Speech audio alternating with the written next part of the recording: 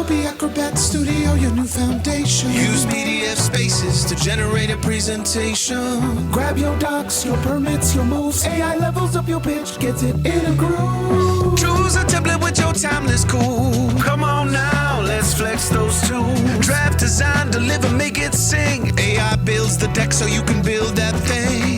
Do that, do that, do that with Acrobat. Learn more at adobe.com/do-that-with-Acrobat. Well, the holidays have come and gone once again, but if you've forgotten to get that special someone in your life a gift, well, Mint Mobile is extending their holiday offer of half off unlimited wireless. So here's the idea. You get it now, you call it an early present for next year. What do you have to lose? Give it a try at mintmobile.com/switch. Limited time 50% off regular price for new customers. Upfront payment required. $45 for 3 months, $90 for 6 months, or $180 for 12-month plan. Taxes and fees extra. Speeds may slow after 50 gigabytes per month when network is busy. See terms.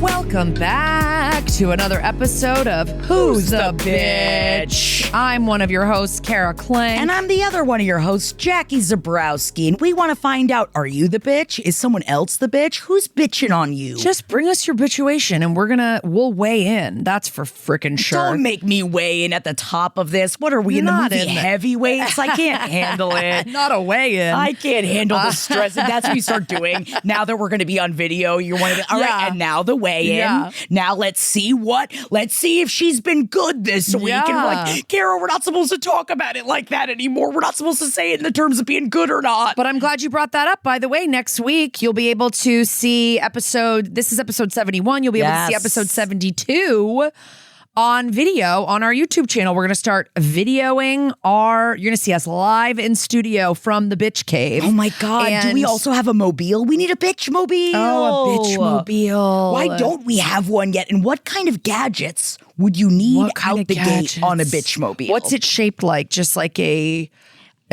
I don't want to say it's also shaped like the Batmobile because I feel like that's like, that's so easy, but it's the sexiest car. I don't want to have sex with a car, but I would have sex with the Batmobile. Like the penis from Ace and Gary, the sketch on Saturday Night Live, the penis mobile that they drive. But we're going to be on, that's on our YouTube channel. You'll be able to watch our episodes if that's something that you're into, is seeing our faces while we talk. And that's youtube.com/@who'sthebee. And if you also want to tune in there for our Valentine's Day BITCHathon, which is Thursday, February 12th. That is going to be from 4 to 7 Pacific time, 7 to 10 Eastern. We know you got problems with love, and we want to hear more. Do you currently? Does someone you know have problems with love? Like, it doesn't have to just be like a love thing, but I feel like that's just a theme. There's a lot of can be a problem with your mom. Who cares? Yes. And some of us do love our moms. It just depends on what you've got. Listen, sure. And maybe, you know what? Maybe on the next BITCHathon, I'll tell you guys why I didn't talk to my dad for 2 weeks recently. But we got to the end of it, so I'll tell you guys all about it. Oh, you've moved through. Oh, we're he apologized. Good for So we're to the other end. Spoiler. So the Valentine's Day BITCHathon, you can tune into our YouTube. You can just chat along with people in the chat. You can watch us. You can call in. It's really fun. And sometimes people are like, oh my God, the 5-minute time limit on the voicemails is stressful, or my email's too long. So call in, talk to us. Your face does not have to be on camera. Nope. Your voice does. So we will have your voice on there. But we love hearing your voice. And you can be pretty anonymous with your voice. My voice just stopped working when I was we love hearing your voice. But I feel like it's a really great way to so we can ask you questions in person, get all the details. You know, we love a live call. So that's the BITCHathon, February 12th. Mark your calendars. And hopefully that's February 12th is like the day Jared and I used to go out for Valentine's Day. We don't really fuck with Valentine's Day, but we would go out like on the 13th or the 12th or like the 16th or something. Never on the day. Not on the day. I don't know if I've ever actually gone out on a Valentine's Day. And I feel like because I'm so against the idea of paying full price for almost anything that it's like a prefix and like, I'll do a prefix. Yeah. I'll definitely do that. Like, it's like, if it's during like an LA dinner week, that would be really great if we could really make that coincide. But I guess turns out restaurants want to make that money. on Valentine's Day. They freaking do, baby. They do. Oh my God. Yeah, so that's a little bit of our business, some of our general bitchery, Valentine's Day, new video episodes. Otherwise, everything is pretty sad. We're just going to be a sad Who's the Bitch episode. It is a bit of we try to make it fun no matter what. But I will tell you, I came in today to talk to Jackie and I said, when my husband told me that he goes, uh-oh. We were working together. I had my laptop in my lap and he goes, uh-oh. And I go, what? And he goes, Catherine O'Hara passed away. I threw my laptop on the ground and I started crying immediately. And I know you and I went on Side Stories and Ed made a joke that he thinks I didn't cry at 9/11 and that I never cry. Yeah. I'll tell you when I cry is when somebody like Catherine O'Hara dies. I tell you, I was distraught. I'm devastated. Like, this is not fair. She was young. She was not.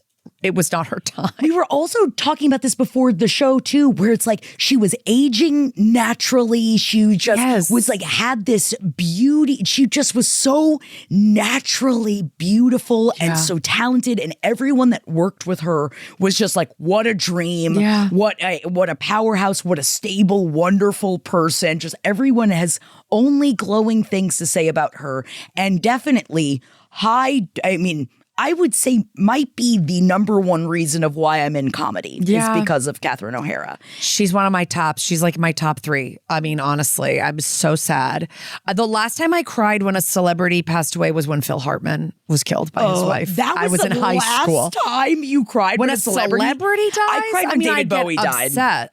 I'm sad. But it didn't make I get you really cry. bummed out, but actual tears? No. Wow. And like even Robin Williams, that hit me so hard. And no actual tears. No tears because for some reason I knew he had been struggling for so long and I was kind of like, you know what? I maybe did cry a little bit when people were like Williams posting photos of the genie, like eulogizing him. I maybe cried a little bit. Also, I know this is a very selfish thing to say, but maybe some other people would connect with it. Robin Williams died right before my birthday, and every year there's always the anniversary of his death right before my birthday, and I'm just like, every year. Yeah. It makes me sad every year. Oh, and the last one that made me incredibly sad was Diane Keaton. I cried with Diane Keaton and Catherine O'Hara in the same in the 6 months. 6 like months, we it's can't not fair. have that. With everything else going my on, God. we cannot have You're it. gonna squeeze the goodness juice, the last drop that we have in this country. Oh, take it all. Yeah. Go ahead, take it all. Yeah, it's like we need to protect Dolly Parton at all costs. I can't. I can't handle it. But she's not. And she's been having 80. She's been having health issues too. And she's 80. It's like Catherine O'Hara was 71. It just doesn't feel right. Anyway, I do massively need to find out, obsessed. because I think on Side Stories they believe that they have a like calling out who's going to die that year, and I do wonder. I bet Catherine O'Hara wasn't on that list. I bet not on the list. No. I think that if anyone had said that, I'd be like, toy on you. Yeah. No, get away with me from that. Forget about that. Get away from me. But why don't you? We have an update. It's a bit of an update. It's a bit of a call to action from one of our listeners. It's a CTA. I think that we all, And this is if you're like a newer listener, maybe you haven't listened to the whole podcast. This is Holly, who called in at one of our bitchathons and she was hilariously high and was talking to us about how she had a wedding to go to that her best friend wasn't invited to, even though she was at one point friends with the bride. And should I ask her to watch my kid while I go to the wedding? And it was this funny, and Henry was on that call, and we had a funny call with her, and then she has updated us since then. And then this is another update that she wrote in that she asked Jackie to read. So I will shut my ugly mouth and let Jackie read it. It is not an ugly mouth. It's a beautiful mouth. And I don't want to say that I stare at your mouth from over here, but no one can see the video of this one, so they can't see how I gorgeous. stare at your lips while you talk. I try to make him look like Carolyn Levitt. Oh, yeah. You make them all punctured? I put little puncture marks on them. Oh, just to be just like her. I love her. All right. You got Holly here with my update. I've been trying to write this for months, but those problems I had 6 months ago hold no value in my life or today's current climate. Long story short, my sister watched the kid while I went to the wedding, and the conversation with my best friend went fine. The wedding was amazing, and they had a weed tent. Think charcuterie board, but with weed for 300 people. Yes, I will, and yes, I want that. During the live stream, Henry asked where I'm from. I'm from Minneapolis, and my city is currently under the occupation of 3,000 masked ICE agents. Bovino getting the boot was a distraction, and operations here have only intensified. American citizens are being snatched up off the streets every day. Companies and businesses have closed because regardless of citizenship, people are too scared to leave their homes. Encountering the abandoned vehicles of our kidnapped neighbors that are still running with the keys in the ignition is a daily reality.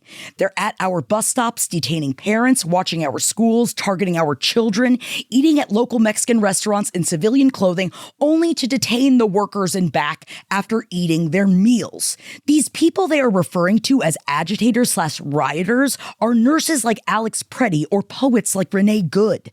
We are a collective of moms, dads, grandparents, immigrants, descendants of immigrants, teachers, nurses, doctors, faith leaders, neighbors, stoners who think they're funnier than they really are, students, Minnesotans, Americans. This most certainly is coming to a city near you, and this is the only way I have to try to notify people of the reality of the situation. So I'll close out with this. Find strength in community. Connect with your neighbors. Connect with your local safety groups and school districts to see how you can help. If your community does not have a vetted volunteer program, get that shit started now. Establish signal chats way ahead of time so you are ready when this happens, because it will happen unless the people rise up and collectively call for change. So who's the bitch? The American government. It's the American government. Warm regards, Holly. And you're right. And Holly, I hate that you're so right. And I just want to say thank you. I'm sitting here wearing my Be Good pin. I'm sitting here wearing my Be Good pin that my husband just ordered for us. I have been marching here in LA. I took my kids to a kids protest over the weekend. I went to the protest on the blackout day last Friday. We're here in LA. We get you because we feel like we're not next because they've been here for a while, but we could be the next one where they ratchet it up to the level that they are in Minneapolis. Also, I will say, in case anyone listening is confused about where Jackie and I stand in any way. Yeah, no. We wanted to read your email, and because I thought it was very succinct and well written. And everybody that listens to my other podcast, we have a lot of Minneapolis residents because we've done shows there, and they've been writing us, and many of them, like you, are saying it's worse than what you're seeing on Instagram and the news, and so. And I do want to throw it out there. MJ, who went to college in Minneapolis, has a lot of friends and a lot of family in the area. We have two organizations we've been donating towards.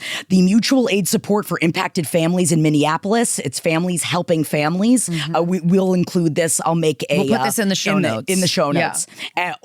We've also been donating to the Minnesota Immigrant Rights Action Committee. It's MIRAC. And these are two organizations that are on the ground, helping people genuinely out there working. And I know that there are many organizations, but I know that those are two big ones that are doing a lot of work. Yeah. And then standwithminnesota.com, I believe, is like kind of an aggregation of a lot of different funds and a lot of different vetted sources where like there's like rent funds for people that like can't pay their rent. There's or like, so many ways you're saying, this is affecting help. more people than just the people that are maybe undocumented and scared to leave their houses. This is like people who are documented and scared to leave their houses. They don't care. Have a business and are like, no one's coming to my business. Kara, but how are they going to hit thetheir quota? It's so disgusting. But the fact that they have a quota, a daily arrest quota. Why aren't there, it's like, if there are lists of criminals, where the list, the quota should be the lists of the people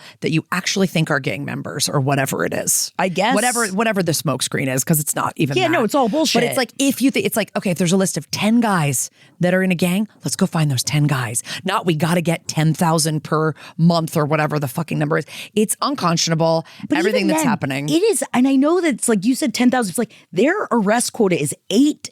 Each of them have to get 8 a day.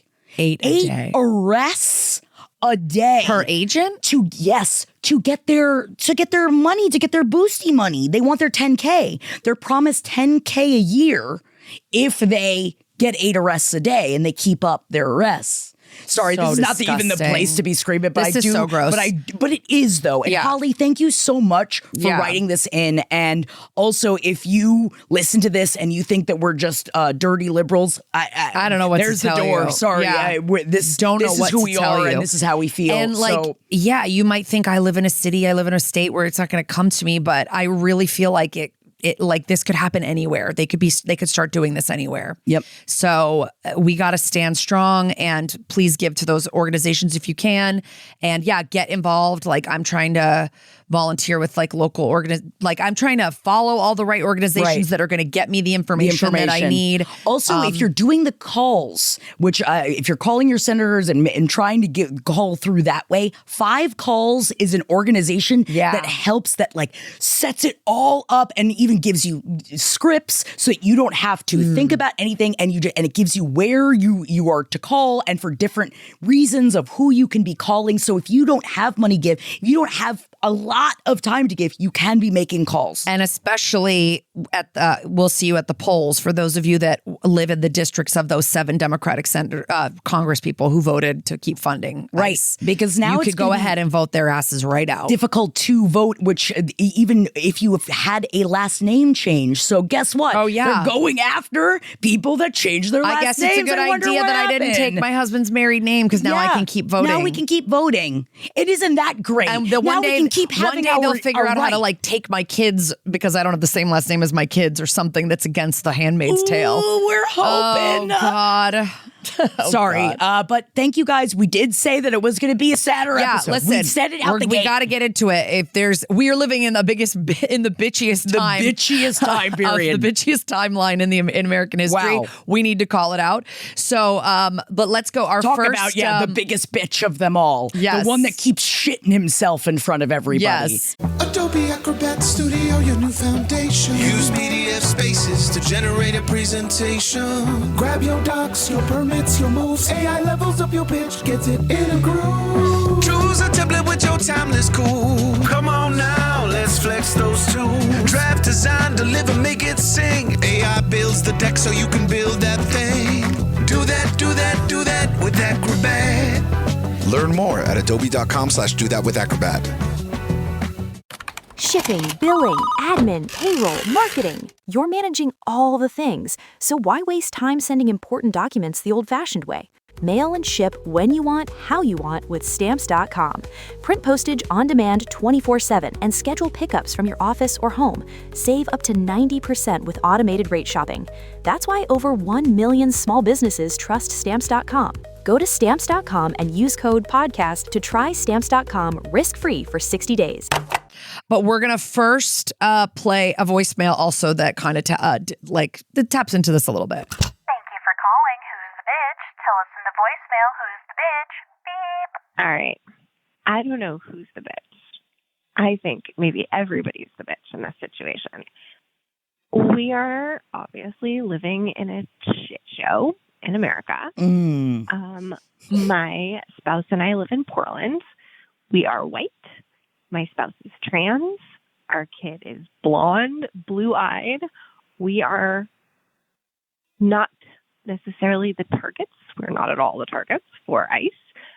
But watching what happened in Minneapolis, right now. watching what happened in ICE, watching what happened in Portland, all of these things, we are now in a place where our kiddo's school has over 50% immigrants, and there's no security. Kids are not going to school. We're going to do ICE patrols. We're going to walk.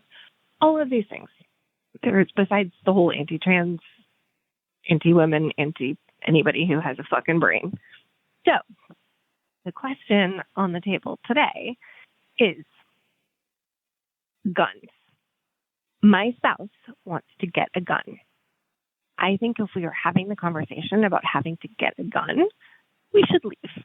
And I understand the insane privilege in that. My parents were immigrants.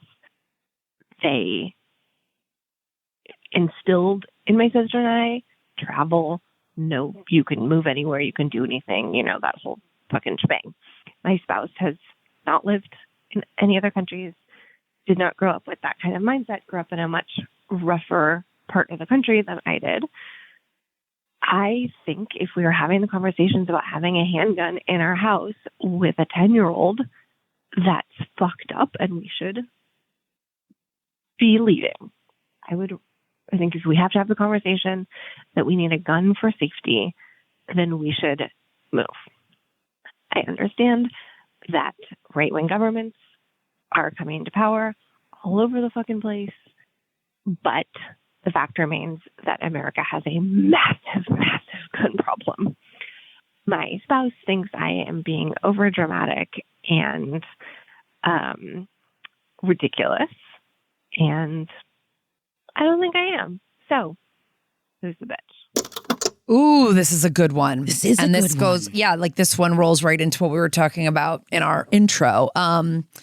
I feel I have this is the kind of time I wish we were talking to someone live, because I do have multiple questions like, what is your spouse's background with guns? Yeah. Why is it that, and I'm not saying this in a judgmental way. I'm saying this as a person, my husband teaches gun safety. He specifically works with different organizations that helps people in queer communities and people that are usually that would be affected. I mean, everyone's affected by gun violence, but helping people that would be more vulnerable populations. Yeah, vulnerable populations that would be more uncomfortable going to learn on their own. Which, because it is in a tight, uncomfortable situation. That's why I do ask about your partner and what their background is. And if, you both have such differing ideas on this that I feel like this is not something that the answer is you go out and get a gun, especially right now, especially that I would want to know. And I imagine for you, the person that called in, no gun should ever enter a home that you don't know how to shoot, that you and your partner don't know how to shoot, that you and your partner are not familiar with, that this is something that needs to be, this is a much bigger discussion than just, hey, I'm going to go out and get a gun because I feel like we're not safe right now. Because that opens up so much more unsafety in the long run than it does provide safety. If everyone is not in the house, not familiar enough with how to use a gun, where the gun is, you need to be trained on how to store it, making sure that it's stored properly, but also being trained in how to talk about guns in your family since you have a 10-year-old in the home. I think that you are right to feel so heightened about everything is so tight in this country right now. Yeah. It's such a hotbed. And inviting more torque into a situation, especially in your own home, I would feel right now is not the time. I do think that if you feel that you're in a place that you need to get a gun because you are not safe, you are right that if you are able to leave there, you should. The problem is right now in this country, where do you go? Like it is it's so scary in so many places. And like, did we know that Minneapolis was going to be Minneapolis next? You know what I is mean? literally considered one of the safest, happiest cities to live in. It's always voted one of the best places to raise children. It's literally, though, as cold as it is always voted one of the best places to live in the country. So it's not lost on me why it's been zeroed in on. You know what I mean? But my thing is, I feel you as a mom. I don't want guns in my house ever. I just don't ever want to have a gun. I'm not against guns. My brother is in the military and he has a gun, and I'm like, great, he should have a gun. He knows how to fucking use it. You know what I mean? Like, and store it and keep it away from his kids and whatever. I don't know how to use one. Neither does my husband. I don't really have the time or interest to go learn how to use one right now. I understand why your partner feels scared, especially as a trans person living in this country. I wonder if there are not ways to have the conversation of other ways that they could feel safe. I mean, we could start at pepper spray. We could move up to a taser. I mean, there's other things we can do to feel safe that do not involve this weapon that can just take someone's life so quickly accidentally. That is the way to go about it. Like ways in which we can learn how to defend ourselves, even in my own home, behind every door, because my husband is the way that he is. Like there is a bat, there is a hammer, there is like something behind every door of my home just in case, but that makes him feel better. That makes it, but also we don't have kids in the house. So it's like, that is a part, like that would be a very different conversation if we didn't have kids in the house. But we also have an alarm system because I am very vigilant about safety in our home. Maybe it's because I spiral because I'm mentally unwell, but I like to make sure that I feel safe. I even have a panic button. That's what I was going to say. I have a panic button. Here's one of the reasons why I also would not get a gun. I have a little panic button that came with my alarm system, and I had it in my next door night table, you know? And then my 2.5-year-old found it one time and called the goddamn cops. So, I just think kids can find things. I think kids are curious. Like, I think kids can find combos to things. Like, I'm just too nervous about that. And I feel like you can look up a lot of information that you could present to your spouse about why it's not safe to have a gun with a kid in the home, but that there are other things you can get that would make them feel safer. You know, living in the times that we're living in. But it's also crazy because it's like, this is the reason why all of these Second Amendment people were like, you got to have guns in case the government goes shoots off the you rails. in the face. Yeah. And then they've gone off the rails, and these 2A people are still like, you shouldn't step in where you're not fearing an investigation by a person that was legally carrying a firearm and did not unholster it. This is so right now. It's just that's why I just feel like it's not the time to get into the game. I would feel. But of course, this is a continue-on conversation that you're going to have in your home. But if I felt that way. But I also don't think you're being overdramatic and ridiculous. I don't think that you are. I don't know how old you are, but I grew up watching 90210, where David Silver's best friend got shot by playing with a gun in their house. But also, we were raised with, like, my dad was a police officer, so we were raised with guns in the house, and it was a part of the conversation. Like, we knew where the guns were. We knew it was an open conversation in our home. We knew where they were locked away. We knew, like, we didn't know how to get inside of it, but we knew where they were. We knew, my mom made sure that we always knew that the bullets were kept separately, but we didn't know where the bullets were kept. And you guys never figured out how to get in there, never opened it to try to fuck around with guns? And I know I cannot speak for everyone's family, but for us, I feel like because it was something that was known about and it wasn't like this curious thing, we didn't give a shit. And at a point that, like, when I became 16 or 17 and my dad taught me how to shoot the guns that were in the house because he wanted us to know how to shoot the guns. I now, as an adult, being like, man, I was so young to be doing that. But I also do understand where he was coming from. Like, we weren't out in a field shooting Coke cans. You know, it's like we went to a gun range to where, because like he was in the police office, he was a police officer, so he would have to get permits re-upped and stuff like that, which I don't know if they still do that. Who knows? But I mean, we had one in my house that I didn't know about until I was maybe 20. Wow. That was a shotgun that was on a 15-foot or a 12-foot break front. Like, we couldn't get up there without a ladder. Would you be curious, like, if you had known, do you think, like, because you guys had, I bet if we had known, we would have all gone searching for it. Like, we were, like, because of the secrecy of it. Do you know what I mean? Right. That's why I'm saying I don't know if it's like That's like I said. It was also a shotgun that would have been really hard to load, and I don't think the bullets were near it. Like, but whatever. Yes, I just think there's 1,000 different scenarios it could be. It can be your friend comes over and goes, "Your dad has a gun. Let's look at it," and then you have to feel like you're cool or whatever. Like, I don't know. I just think. Like you're not the bitch for thinking that you don't want it in a house with your kid. And the government is definitely the bitch. And I think for sure. Yes. And I think for you to say to your spouse, that's a line for me. I don't want to do that. Let's investigate other ways that you can feel safe until our kid is 18. And when our kid is 18, then if you want to get something, we'll talk about it then. We'll talk about it then. But like right now we have a kid, like a 10-year-old. You have a 10-year-old. And I get that. Yeah. Yeah. I don't. Yeah. You're not being overdramatic. Yeah. Okay. But let us know what happens. And also your spouse is not being a bitch because things are very scary and scary. I do understand the want to protect your family too, which I can't imagine how you feel right now. It's like trying to defend your family from the government with a gun right now is a sure as shit way to get yourself killed. Shot. So it's just, I don't know if I suggest people do that either. I know. But I don't know. So here we go.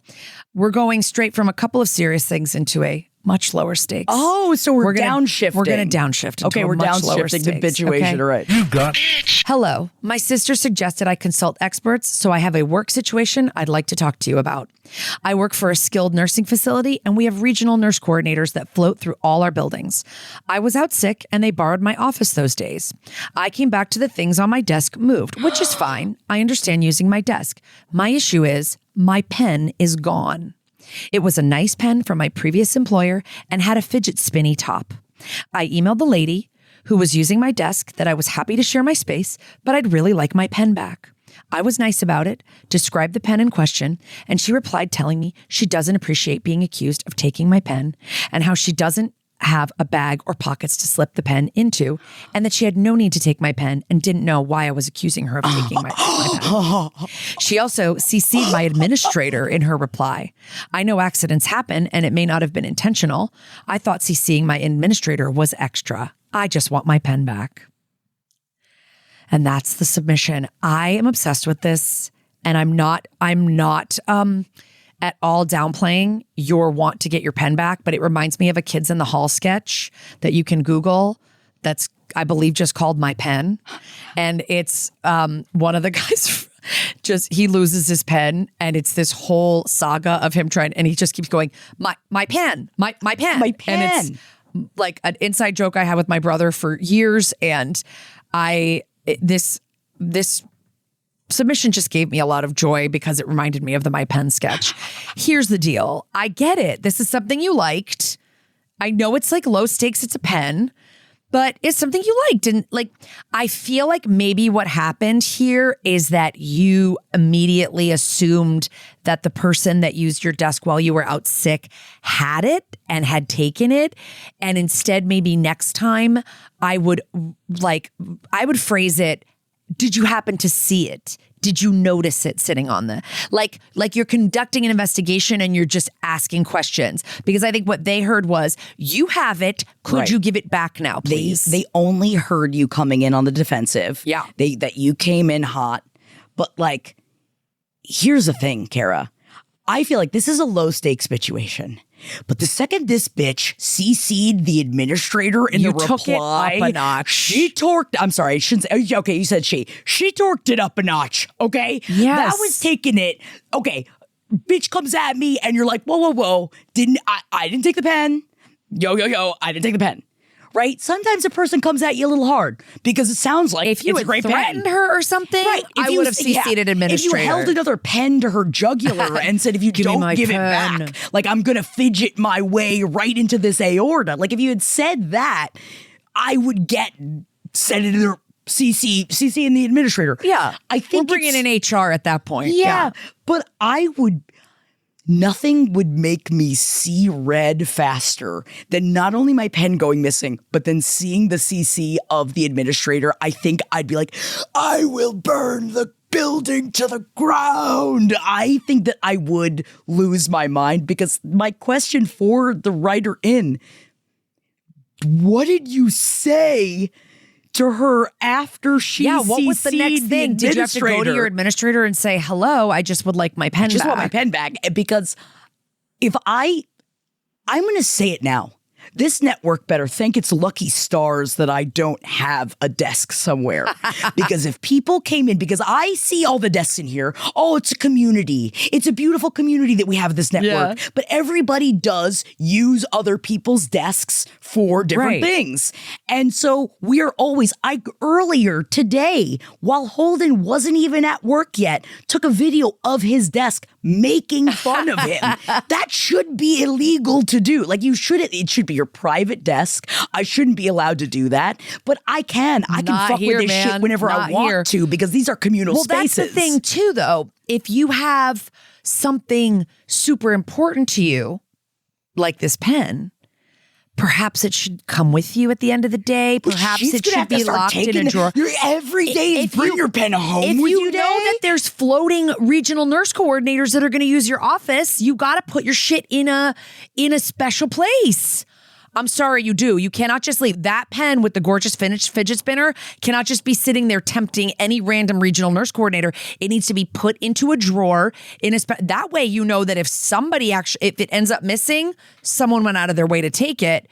Are you slut shaming the pen, Kara? Because I feel like you're like, sounds like that pen had the legs wide open. No, ready for it. Ready to take it. I'm saying if you're going to have a pen that's dressed like that. No, I'm saying if there are things like, I don't even care if it's like you have a special sugar packet on your desk that like your boyfriend gave you and it's an inside joke between you two and you love it and you look at it during the day and you think of him.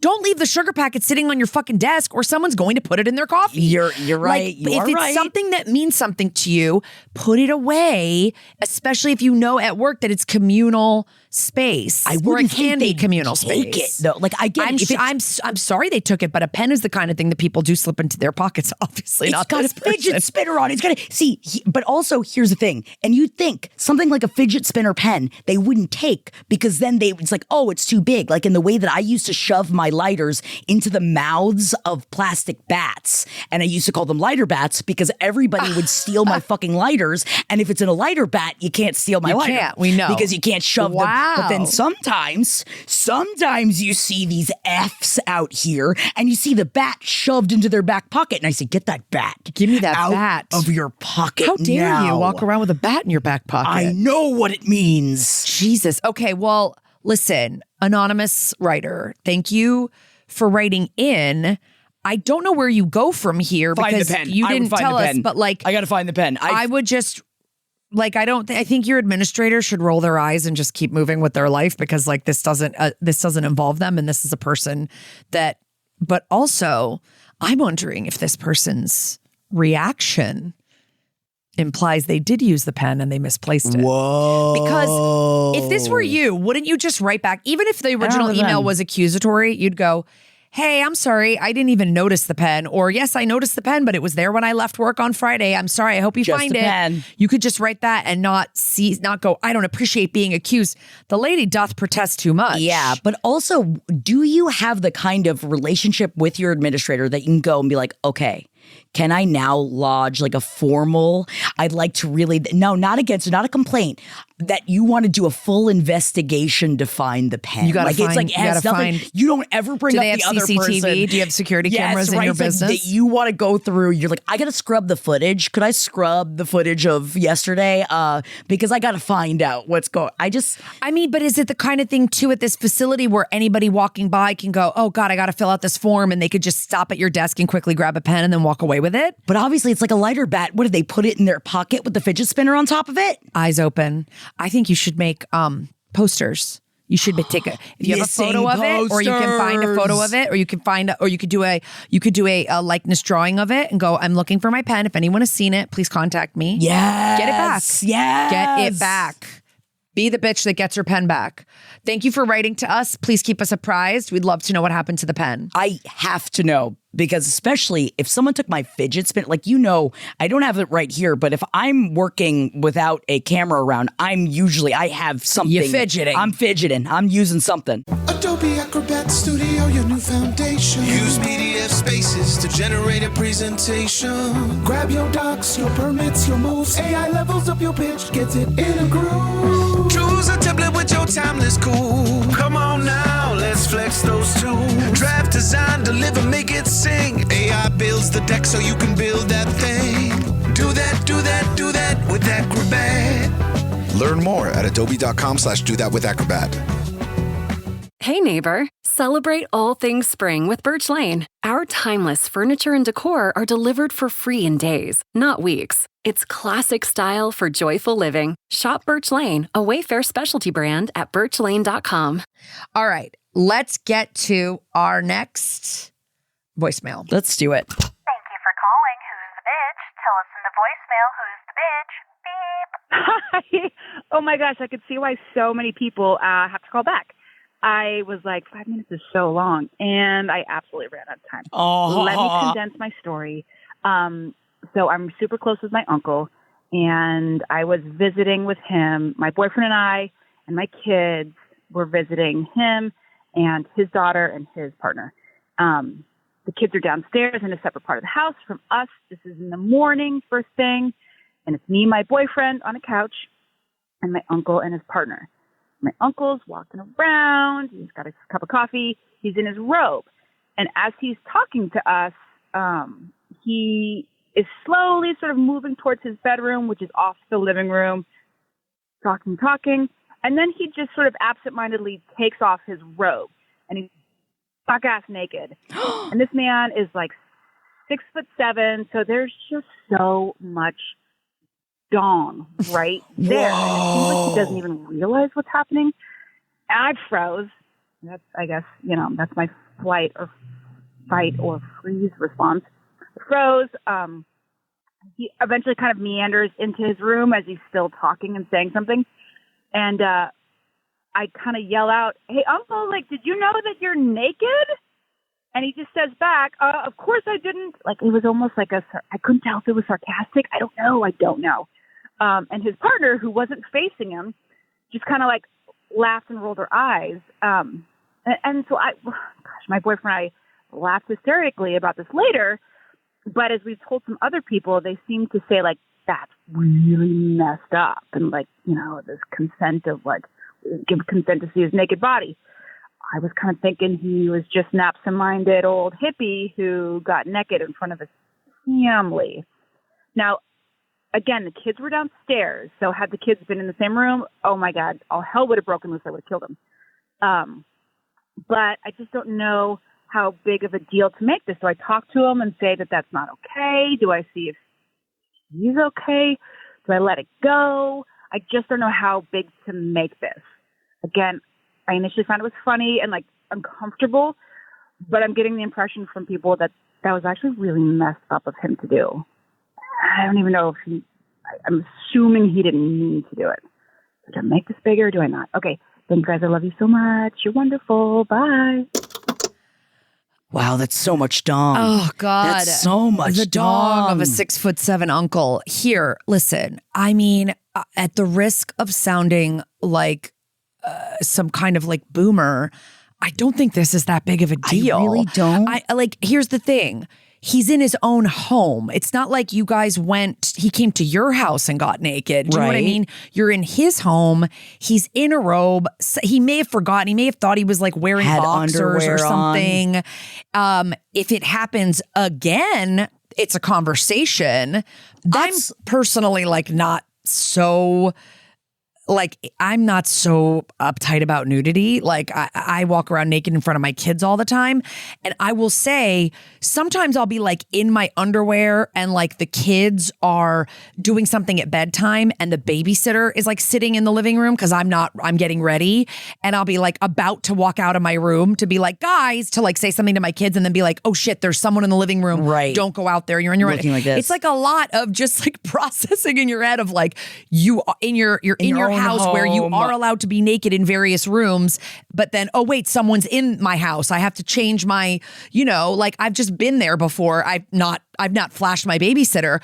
But if I did somehow. It doesn't seem like he was like, hey guys, and like swinging that dong around like in a pinwheel style. Right. Yeah, I feel like it would be one thing if he like stood over, like it's like you guys are all having a conversation. He walks over, opens up his robe, and is just standing there and just like listening with the free hanging dong. Like then I'd be like, what's going on? Yeah.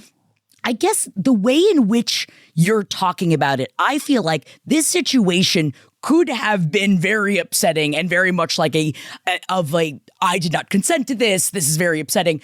But the way that you're describing it and the way that like your whole vibe about it, it seems like, and I don't want to say this, but I feel like as people that have been raised as women, that we are more sensitive to situations like that usually, especially like I feel like when the hair on the back of your neck goes up and you're like, I do not like this. This is not, I feel like we are taught to listen to those things. The way in which you're describing the situation does not seem like that at all. It seems like it didn't bother you until you heard other people tell you that it was weird. And so I feel like you weren't picking up on anything weird. Honestly, it does kind of remind me, just a couple of days ago, a friend of mine that lives on the East Coast, I always talk to her, like she's one of my few friends that I talk to on the phone for hours. And usually I'm plugged in, like I've got my AirPods in and I'm like walking around the house doing other things. But she's in town and she was in my living room and I was in the kitchen doing something and I got something on my shirt and I went to take it off because I'm so used to talking to her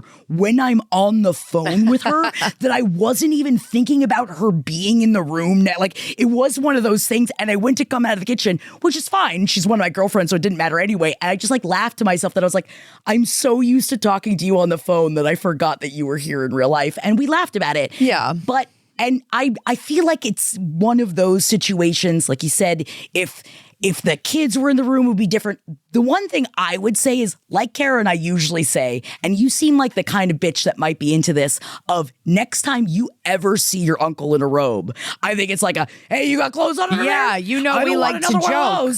But also, I don't know, even if my kids were there, I'm trying not to make my kids feel like a naked human body is the worst thing they could ever see. Right. And it's a family member, and he wasn't doing anything sexual. Right. Like if it was remotely sexual or if it was remotely lascivious, I would be like, oh God, my God, that's never weird. talk to them ever but again. Like, I don't know. We're all naked under our clothes. I don't think we need to be this horrified. When they sometimes slip off. Right.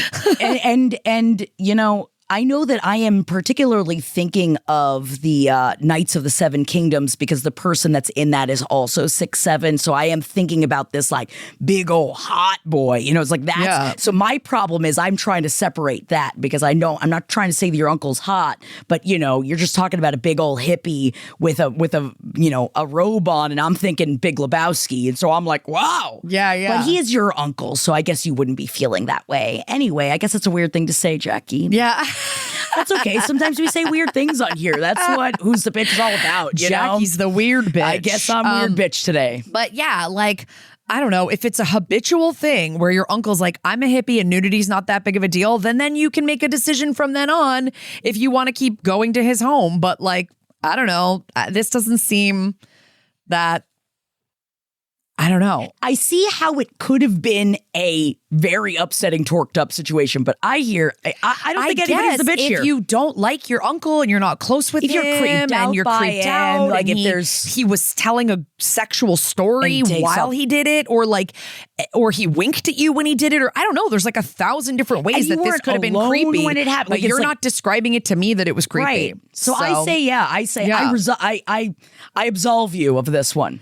Yeah. All right. Jackie, why don't you read our next email? You got it. You got it. Hi, Jackie and Kara. I absolutely love Who's the Bitch, and it gets me through my many hours of driving commutes between all of my insane commitments. You are doing such a great thing by validating our human experiences, be they high or low stakes. We're all in this together. First, I have to say that in general, and for my bitchuation, the patriarchy is always the bitch. Amen. You are correct. Amen, sister. This is more of a theoretical philosophical question of how to be a bitch who stands up for herself when society is hammered into my brain to take up the least amount of space possible and never inconvenience anyone. Even though I'm a performing artist who has to be larger than life on stage, in real life, I often find myself trying to be insignificant and invisible. Don't worry, I'm working on this in regular therapy too. Love you.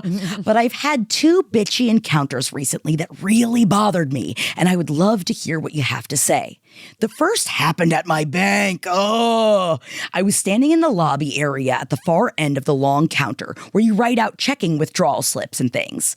The counter is about 12 feet long, and I was maybe taking up 2 feet of it in the corner. This old man walked into the lobby, made a beeline for where I was standing, and said, "Young lady, you are taking up far too much space," while grinning at me like he was giving me some special treat by being an old, disgusting flirt. Instead of telling him to go fuck himself, my automatic response was to literally shrink and say in a jokey kind of way, "Oh yes, I tend to do that," and try to squeeze myself even farther into the corner. The second instance just happened at my local food co-op. I'd gotten a small basket of groceries and then also a plate of food for dinner. The self-checkout only has a small space on either side, so there isn't really room to have a plate and a basket to unload, and a bag to put groceries in, so my basket was taking up some of the neighboring checkout space while I tried to quickly bag my groceries. This woman came up to the checkout next to me, looked down at my basket, turned towards me, and gave me the nastiest, most judgmental look I've ever seen. She just stood there glaring at me while I panicked, trying to scan things faster. And again, I said, "I'm so sorry I'm taking up so much space." She didn't say a word and just kept glaring. Please note that she had 3 items and did not need any of the space to put anything down. I maybe would have been more annoyed if someone was taking up that space too, but if someone apologized and I could see that they were trying to move fast to get out of the way, I would have smiled and told them it was okay. But mostly what bothers me is that my automatic response is so ingrained, and I wish I had something I could practice saying to people who are being so demanding and rude about minor inconveniences. I know you'll have some fun ideas. Please help me be more of a bitch who unapologetically takes up space. Bawootus! Love G. Bawootus to you. Bitch who unapologetically takes up Bawootus space. to you too. And that was from G. Yes. G, I mean, we're all experiencing this shit all day. The other day, I had my kids in a cart at a store, and I turned down an aisle and I walked past this man, and he was looking at something on the shelf that I walked past him, and he goes, "Well, excuse you," or something like that. And I was like, what? I'm allowed to walk down the aisle. Yesterday, a woman beeped at me when I had my car door open as I was belting my kid in the car. I was like, "Ma'am, I'm belting a child into the car. What do you want me to do?" Like, I just think this isn't just you. Everybody's at an 11. Everybody is operating at an 11 on the asshole scale right now. I don't know if it's like, this is part of, if you would ask my husband, who never drops this topic of conversation, it's the internet that is putting us all, isolating us all from each other so that when we are in person together, and plus the pandemic and all these other reasons that we're more isolated from each other, politically we're more isolated from each other, then when we get into close contact, everybody is like ready to take out all their shit on people, and it's like over stupid crap. I mean, the first guy seems like he was just an old man trying to be flirty and annoying. Yes, those men I just ignore. All right. Okay. I give like a barely smile, you know what I mean? Like I see what you try to do there, kind of like look. But then like with this woman, I would just go, the woman at the checkout, it's like, yeah, I wish they made these spaces bigger, huh? Right? And just keep fucking doing your thing. You have to just act. You have to not act.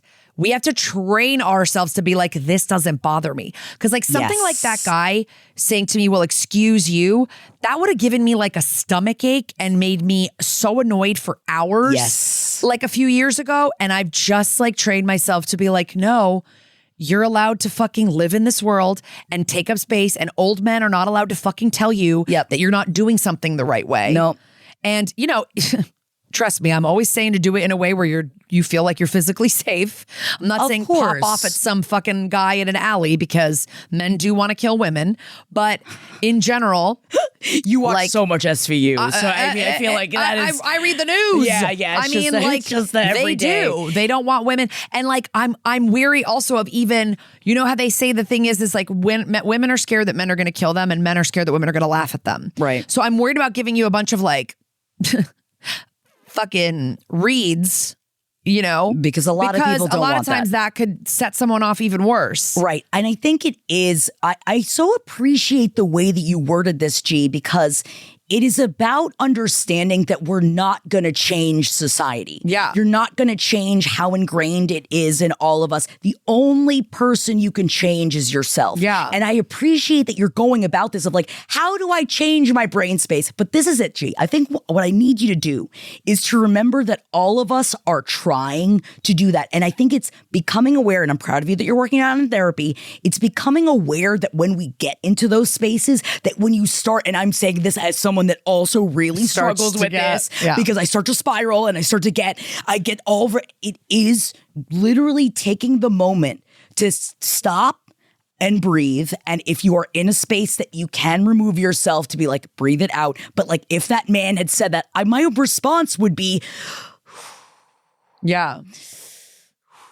Because they don't deserve a response. Yeah. What I need to do is calm myself down because unfortunately that shit makes me see red. But me popping off at somebody, it's not going to change anything. It's not all it's going to do. Yeah. And the last thing I'm trying to do is adding more anger into the day-to-day reality of everyone in my community. I'm saving it for being out there and protesting. Yeah. I'm saving it for making the phone calls. I'm saving it for other things.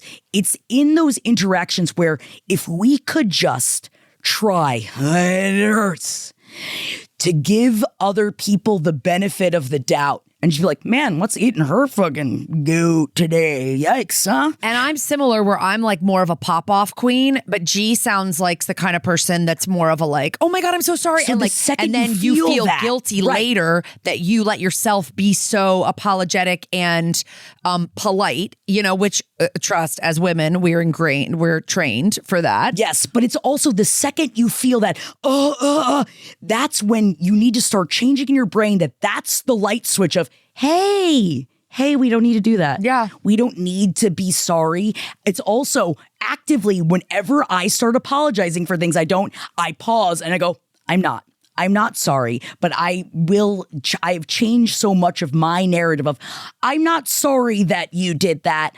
I thank you for, trying to change the therapy language of not apologizing for existing. Yeah, we don't need to. Yeah. And we do every day need to unlearn it, but we got to do it for ourselves. And it's just taking those moments for you and saying like, okay, this bitch wants you to hurry up. That means you got to just take it a little bit slower because you hurrying up is not gonna, you spiraling, not gonna change that woman's day, not gonna change your, it's only gonna make your day worse. And we gotta talk about how we keep our brains as positive as we can right now. Yes. And I think also, I go to comedy sometimes too. Like, you don't have to tell this old guy fuck off, right?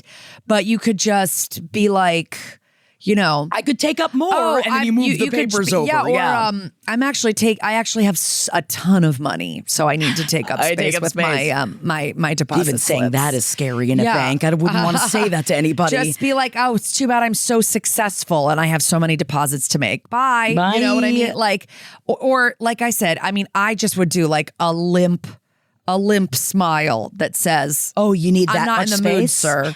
I'm not in the mood, sir." And then this woman getting mad at you at the checkout is completely her problem. Like, and you can't change what other people. No. You can't change other people's moods. Sucks that you she was gave having a little a shit sorry. day. You gave a little sorry, which I would do too. I say sorry a lot. I go, oh, sorry, this is a little bit. I am ignited. Like if I'm driving and somebody cuts me off, I'm ignited. I feel like in my car, I'm flipping out.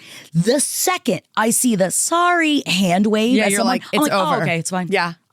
The second I see the sorry wave, even if it's just a half-ass sorry wave, I relinquish? I think it's because like we've had a social contract in a lot of ways that has been abandoned. You know, like it used to be you do something, you go sorry, and now people just don't do that anymore or whatever. No, they don't. And I'm not telling you to say sorry any more than you have to, because we are all, as women, saying sorry too much. But start working on it at work. Like start working on it in your, like start bringing in, actively trying to take up more space. And I just agree with what Jackie says, that breath. Take like a quick breath before you get right into your, like, if something just gives you that, like, that lurch of I'm doing something wrong, take a breath and go, am I? Am I doing something wrong? Right. And where is this coming from? Am I being the bitch right now? Or is this fucking old asshole being the bitch, or this lady? The actual genuine like therapy phrase for it, but I know that Jeff and I both at different times have kept trigger journals of where's like, okay, why did I spiral so out of like where did all of these thoughts come from? And going back through and being like, oh, because that woman said that thing said excuse me, or said, it's like, oh, and because of that, then I started thinking this, and then it's like it's just only destructing yourself, and it's not helping anybody else. So fuck them. You don't have time for that. We got to stop beating ourselves down. Yeah, life's too short, babe. You gotta be a BWUTUS. You got Bluetooth. You gotta be a Bluetooth. G, let us know. Give us some examples when you call for an update of how you took up more space. Please. We'd love to hear. That's your homework. Please. Yeah, and everybody. I want to hear everybody's taking up more space, guys. Yeah. I have one more email. Think I have time? Yeah. Okay, I'm going to read this last email. You got Hi, ladies. I've been listening to LPN for a few years now, and I'm a new listener to Who's the Bitch. I think you're both so funny and you give such good advice. I completely understand if some of the subject matter doesn't work for your show or might be triggering, but I'm hoping you can help me. So this is a trigger warning that there's a little bit of talk of sexual assault coming up. A year ago, my friend Alice, 27, introduced me, Dorothy, 26, to another of her friend groups. There was a guy, Brandon, 28, in the group, and we really hit it off. By the way, I'm changing all these names because she named them letters, and I can't follow stories with letters. So I named them letters beginning with the names of the letters she gave me. Now, at the time, I didn't realize that Alice and Brandon had been quietly seeing one another. After one meeting, Brandon broke things off with Alice and started pursuing me. Alice encouraged me to keep talking to him and see where things went. But obviously, had I known Brandon was trying to play us like that, I wouldn't have given him the time of day. I hung out with Brandon twice to get to know him a bit better, and he ended up sexually assaulting me. I'm so sorry that happened. This is so Kara sorry. talking. I confronted him a few days later by text. I told him I wouldn't make things weird with the friend group, but he needed to stop talking to me because what he did was wrong and traumatizing. I told Alice what happened, screenshots included, but she was super empathetic about the whole situation. I haven't told anyone else. After the confrontation, Brendan ghosted everyone. He had known the friend group for years, but all of a sudden he was ghosting birthday dinners and boys' nights. He was supposed to be in the wedding of one of these friends, Thomas, and suddenly no one could even get a hold of him to get an address to send the invite to. He has a history of acting like this, so no one blamed me for him being a little bitch about being rejected. To this day, no one has heard from him, even though he's the first to see their IG stories and is obviously not dead, sadly. Now, here's the problem. Alice constantly brings Brandon up. She's making fun of him, like how he was needy and ugly, and sends me reels about guys acting like that. I've laughed it off and been like, haha, you're so right. I can't believe we both talked to him. However, it's genuinely upsetting to me. A couple weeks ago, I was texting Alice when she brought up Brandon again, and I called him a bad person. She said, quote, he isn't a bad person, just abrasive, end quote. And now at girls' lunch yesterday, she mentioned texting him for his birthday just to see if he responded. She made it clear she wasn't going to respond if he did, but she wanted to see if he would respond. Our other friend, Thomas, is completely fine to ignore him, even though she had known him for years before everyone else. She does not know what happened besides the fact that I rejected Brandon. At this point, I'm genuinely wondering if Alice forgot that he assaulted me somehow, because I just don't know how else to explain it. Obviously, Brandon is the biggest bitch of all time, derogatory, for all of this. But would I be the bitch if I asked Alice to stop bringing Brandon up? How would I even go about bringing this to her? I would appreciate any advice you could give in this situation. Sorry for the long email. Dorothy. I just want to give you a hug, Dorothy. I know, Dorothy. I'm sorry. I'm so sorry this happened to you. And like, yeah, this is like really, I really want to believe that she forgot. And that But that's really a crazy thing to forget. I know. And also it's just like the lead up to it where it's like, okay, maybe Alice is being like a fuck him. Like I'm on your side. I think she's trying to do that. I think she's trying to do the enemy of the enemy is my friend. Like, let's fuck this guy. We hate this fucking guy. What an asshole. And I get all of that. But it's like just game's over. You don't want that. Yeah. And I think that like really, and I completely understand. I mean, the second she said he isn't a bad person, just abrasive, man, I would have popped the fuck off. And I'm surprised and proud, that you did it. Yeah. Because I feel like I really would have flipped the fuck out. But you said that you don't even know how to go about this. I say, the second you're listening to this, give her a call. Yeah. I mean, talk to her directly about this because I guess it's more of coming from it. Don't come in with the aggression, come in with the grace of, we were just talking about this, of giving people the benefit of the doubt in certain situations and of being like, hey, I know that you like hit him up and, you said I think I would use you said he's not a bad person, just abrasive, but he sexually assaulted me. I just was wondering why you felt that. Like, why do you feel that he's not a bad person? And I would point blank ask that question, especially from someone that I had told something so vulnerable to. You said this is the only person you talked to about what happened. And we got to know more from Alice in this situation. Maybe she thinks that for you, I think you also need to be just drawing a firm boundary, because maybe she thinks that one of the ways that you're dealing with your trauma about this guy is talking shit about him. And you are saying, I don't want to talk about him anymore. Yes. Please don't bring him up to me. And you have every right to say this. If you want to talk shit about him to Thomasina, you can do that. Yes. I don't want to talk about him. I don't want to talk shit about him. I don't want to. He sexually assaulted me. I was really taken aback. If you want to get into what she said, like, I just want to remind you that he did sexually assault me. I think he's a bad person. Yes. And so because of that, I do not want to speak about him anymore. Ever and if again. you could respect that would be amazing. And then I'm sure she's going to say, absolutely no problem. I think you could be like, maybe don't blame yourself, but you could say, I maybe haven't been clear enough about this because I have LOL'd at the memes and I have, right. But I've now decided. You could just say, I've decided, I realize that every time you bring him up, even in a shit talk way, it reminds me of what happened and it's not good for my mental health. So I really just want to have like a moratorium on talking about Brandon. You already lost control of another situation. This is a situation that you should have control of. Yeah. And it is not you pushing the boundaries. It's like you are allowed to also rescind wanting to speak about someone, especially someone that has done something to you at any point. Yeah. If you were like, oh, I made a joke and sometime in the future you make a joke, that's your prerogative. That's on you. But for you to draw that line, I really hope that Alice takes this the way in which you're coming at it from a friend because I don't want this to come between us. Yeah, because best case scenario, she thinks that this is cool with you, that you guys are just talking shit and that this is helping you and you like this. Which, don't get me wrong, I think we have all been there in certain situations. Worst case scenario, she doesn't believe you. And that's why, and that's not, she doesn't believe what happened or she doesn't believe it was that big of a deal. Right. And that also because I don't know I don't know the nature of what happened, but whatever it is, it was enough for you to cut off contact with him. And I think that you just want to, also, and she could be feeling like, she could be feeling extra annoyed at this guy because he sort of chose you over her. Like, and that could be the way that she's processing through her feelings of rejection.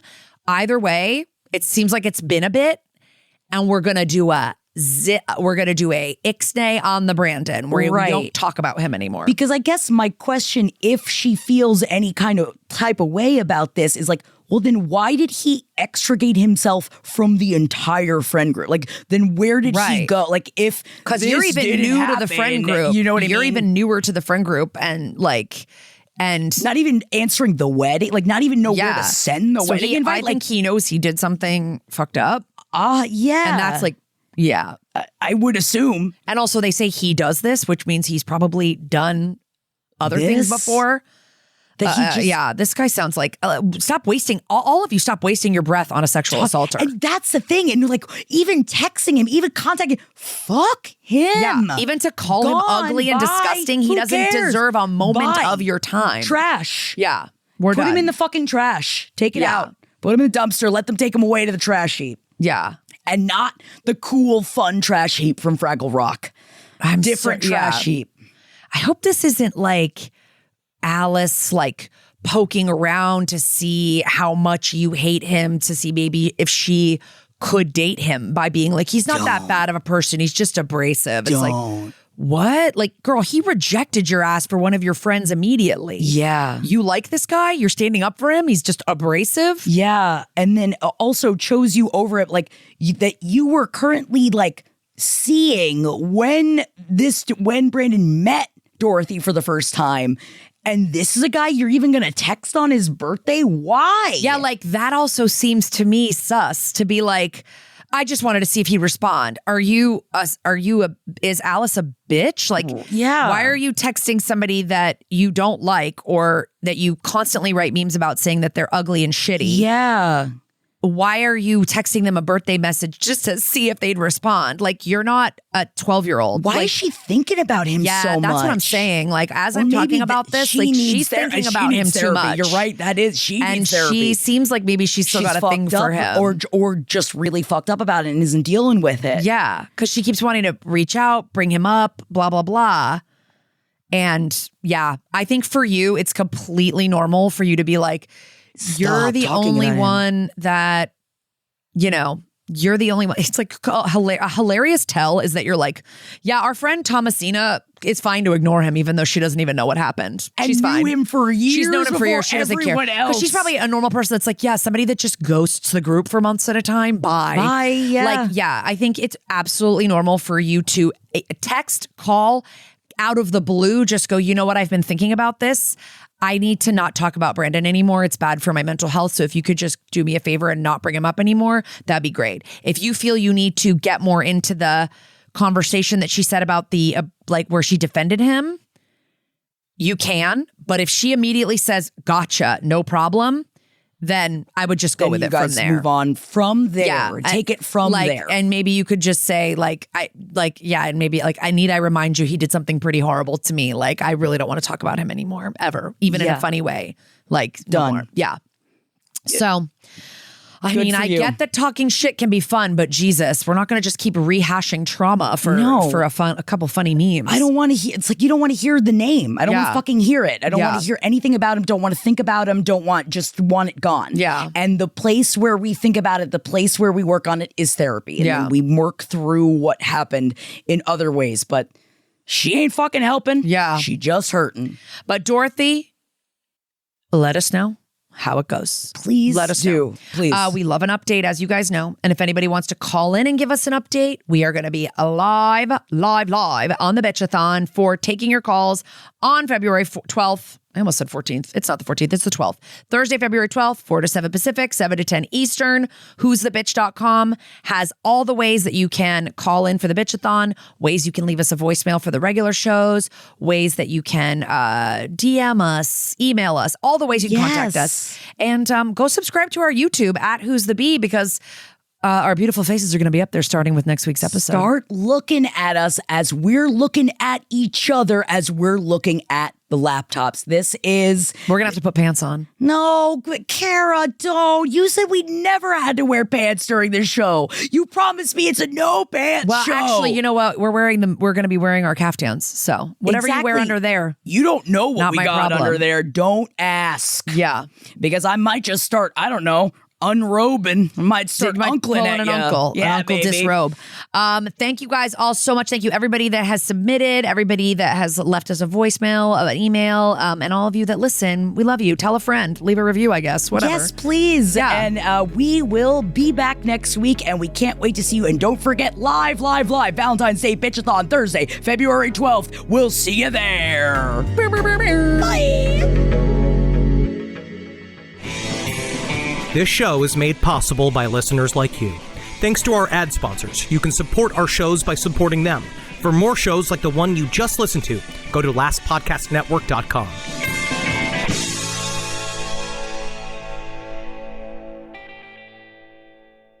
Hey neighbor, celebrate all things spring with Birch Lane. Our timeless furniture and decor are delivered for free in days, not weeks. It's classic style for joyful living. Shop Birch Lane, a Wayfair specialty brand at birchlane.com. Why have I asked my HVAC guy I found on Angie.com to change my grandpa's trachea tube?